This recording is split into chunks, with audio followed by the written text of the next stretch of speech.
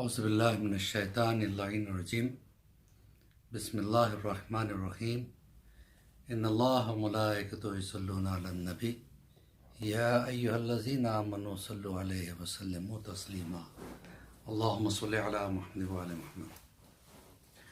محترم ناظرین، السلام علیکم ورحمۃ اللہ وبرکاتہ۔ مولا آپ تمام حضرات کو خوش رکھے، آباد رکھے۔ ہمارا جو یہ چینل چل رہا ہے تربیت اولاد کے حوالے سے، یہ بیسیکلی ان بچوں کے لیے ہے جو ایسی جگہ اپنے پیرنٹس کے ساتھ رہتے ہیں جو آس پاس میں کوئی مدرسہ وغیرہ نہیں ہے۔ ان کے انفارمیشنز کے لیے ہم نے یہ شروع کیا ہے، لہٰذا آپ سے برابر اس سے پہلے کے درسوں میں بھی گزارش کرتے آئے ہیں اور آگے بھی کرتے رہیں گے کہ اس کو صرف خود نہ دیکھیں بلکہ اس کو آپ سپریڈ کریں۔ آپ اپنے سارے کانٹیکٹس میں اس کو بھیجیں۔ ہو سکتا ہے کہ آپ کی اس کوشش کی وجہ سے کسی معصوم بچے تک دینی معلومات انشاءاللہ پہنچ جائیں۔ اسی کے ساتھ میں آگے بڑھ رہا ہوں۔ الحمدللہ ہم نے جو اس میں انبیاء کے حوالے سے جو گفتگو شروع کی ہے اور کافی اچھا رسپانس بھی مل رہا ہے، لوگ ماشاءاللہ اس کو سراہ بھی رہے ہیں اور دعاؤں سے نواز بھی رہے ہیں۔ تمام حضرات کو مولا خوش رکھے، آباد رکھے۔ تو گزشتہ درسوں میں ہم نے جناب آدم، جناب نوح، جناب صالح، جناب ابراہیم اور اسماعیل، ان کے اوپر روشنی ڈالی تھی۔ آج ہم گفتگو کریں گے جناب یونس۔ جناب یونس اللہ کے وہ نبی ہیں جن کو اللہ نے قوم سمود کی طرف بھیجا تھا، اور یہ اپنی قوم میں جو ہے نا ان کی برائی کو دور کرنے کی کوشش کرتے رہے، مسلسل تبلیغ کرتے رہے کہ بھئی دیکھو تم جو کر رہے ہو غلط کر رہے ہو، تم ظالم نہ بنو، مظلوموں پہ جو ہے نا ظلم مت کرو، غریبوں کا حق نہ لوٹو، یتیموں کا حق نہ لوٹو، میں اللہ کی طرف سے آیا ہوں، غلط کاموں سے دور رہنا۔ بہرحال یہ اپنے طور سے جو ہے بیچارے بہت محنت کرتے رہے، لیکن قوم تھی جو ان کی بات نہیں مانتی تھی۔ آخر میں تنگ آ کر انہوں نے اللہ سے کہا، پروردگار یہ قوم میری بات نہیں مانتی، لہٰذا ان پہ عذاب نازل کر۔ جب انہوں نے دعا کی پروردگار سے اور چاہتے تھے کہ ان پہ عذاب آ جائے، تو ان کی یہ بد دعا قبول ہو گئی اور کہا، اللہ نے کہا ٹھیک ہے، تم اپنے قوم سے جا کے کہہ دو کہ فلاں تاریخ تک عذاب آ جائے گا۔ انہوں نے جب وہ بات قوم تک پہنچائی تو امت نے جو ہے نا ان کا مذاق اڑانا شروع کیا، عذاب آئے گا، یہ سب تمہاری باتیں ہم نہیں مانیں گے۔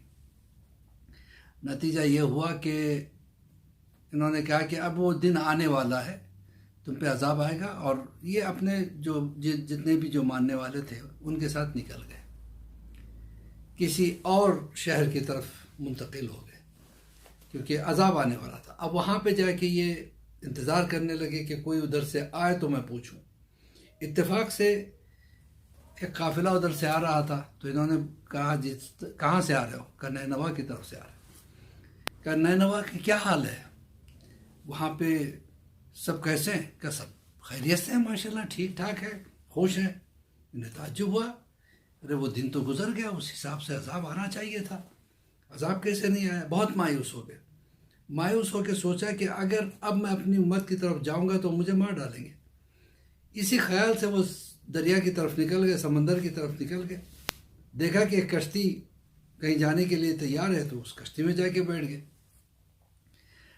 پرسکون فضا تھی، کوئی پرابلم نہیں تھا، کلائمیٹ اچھا تھا، کشتی چل رہی تھی۔ 20 سمندر میں جانے کے بعد اچانک کشتی رک گئی اور طوفان کے آثار شروع ہو گئے۔ تو ملا نے کہا کہ ایسا کبھی نہیں ہوتا تھا، اس مرتبہ جو ہو رہا ہے تو ایسا لگ رہا ہے کہ تم میں سے کوئی ایسا ہے جو اپنے آقا سے بھاگ کے آیا ہے، بہتر ہے بتا دے تاکہ جو ہے نا ہم کشتی کو آگے بڑھا اس کو سمندر میں ڈال دیں گے۔ اتنے میں جناب سب خاموش تھے، جناب یونس کھڑے ہو گئے، کہا یہ میں ہوں۔ کہ نہیں، آپ شکل و صورت سے ایسے نہیں لگتے، ظاہر سی بات ہے نبی خدا تھے، نورانی چہرہ تھا۔ کہا کہ آپ شکل و صورت سے ایسے نہیں لگتے۔ کہ نہیں، میں ہی ہوں جو اپنے آقا سے بھاگ رہا ہوں۔ کہ نہیں، آپ بیٹھ جائیے۔ ان کو بٹھایا۔ کسی نے کہا کہ ایسا کرتے ہیں کہ ہم لوگ قرعہ ڈالتے ہیں، لاٹری ڈالتے ہیں، جس کا نام نکلے گا اسے ہم اٹھا کے سمندر میں ڈال دیں گے۔ قرار ڈالا تو جناب یونس کا نام نکلا. جناب یونس نے کہا ٹھیک ہے مجھے ڈال ڈالو اب سمندر میں. کہا نہیں آپ غلط نہیں کر سکتے, آپ کے چہرے سے نہیں پتہ چلتا کہ آپ ایسے انسان ہیں. دوبارہ قرار ڈالا گیا, پھر وہی نام نکلا, پھر تیسری مرتبہ پھر انہیں کا نام نکلا. آخر میں وہ کھڑے ہوئے, کہا کہ تم مجھے نہیں ڈالو گے تو میں خود چھلانگ لگا دیتا ہوں. سمندر میں انہوں نے چھلانگ لگا دی. جیسے چھلانگ لگایا اللہ نے حکم دیا ایک مچھلی کو کہ اس کو اپنے پیٹ میں لے لے, لیکن یہ تیری غذا نہیں ہے, یہ میری امانت ہے. جناب یونس مچھلی کے پیٹ میں چلے گئے. اللہ نے پوری مچھلی کو ٹرانسپیرنٹ بنا دیا. تو ایسے وہ سمندر کی سیر کر رہے تھے, ان کو سب کچھ نظر آ رہا تھا. اللہ کی وہ مخلوق جو سمندر میں ہے, انہوں نے دیکھا تو حیرت میں آ گئے کہ طرح طرح کی مچھلیاں, طرح طرح کے کیڑے مکوڑے جو بھی اندر ہیں, اور یہ اس مخلوق کو دیکھ رہے تھے کہ ہر ایک کو اللہ رزق دے رہا ہے. تو ایک مرتبہ کہا پروردگار مجھ سے واقعی غلطی ہو گئی, مجھے مایوس نہیں ہونا چاہیے تھا. تو نے عذاب بھیجا یا نہ بھیجا یہ تیری مصلحت ہے. اگر تو نے عذاب کو روکا تو شاید تیری مصلحت ہے, مجھ سے غلطی ہو گئی, مجھے معاف کر دے. یہ تسبیح پڑھتے رہے, لا الہ الا انت سبحانک انی کنت من الظالمین. اے پروردگار تیرے علاوہ کوئی جو ہے نا عبادت کے لائق نہیں ہے, اور میں نے اپنے نفس پہ ظلم کیا ہے.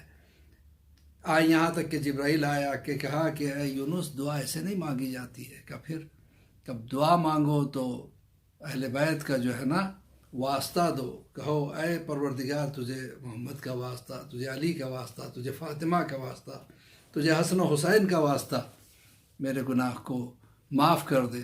تو انہوں نے وہی دعا مانگی, یہاں تک کہ جناب یونس کے لیے جو ہے نا مچھلی کو حکم آیا کہ انہیں ساحل پہ اگل دے. وہ آ گئی اور اگل دی. اتفاق سے ایسی جگہ اس نے اگلا جہاں پہ کوئی گھاس پھوس بھی نہیں تھا, اور 40 دن تک جناب یونس مچھلی کے پیٹ میں رہنے کی وجہ سے ظاہر سی بات ہے پیٹ میں طرح طرح کے ایسڈس ہوتے ہیں, مادے ہوتے ہیں, جس کی وجہ سے ان کا پورا جسم جو ہے کھال گل سی گئی تھی, سکن بہت سینسیٹیو ہو گئی تھی. جب اس دنیا میں پھر واپس انہیں اگلا گیا تو اب دھوپ کی تمازت جو ہے, تپش جو ہے وہ برداشت نہیں کر سک رہے تھے.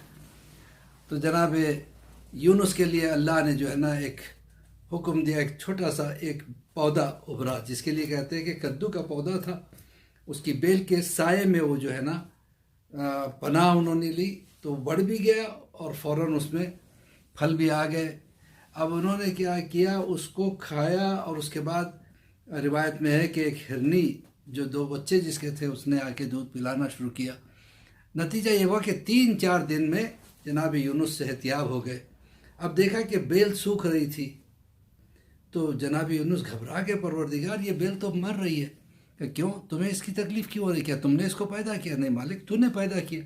کہ جس کو تم نے پیدا نہیں کیا اس سے اتنی محبت کیوں؟ کہ 3 دن تک ساتھ تو رہا.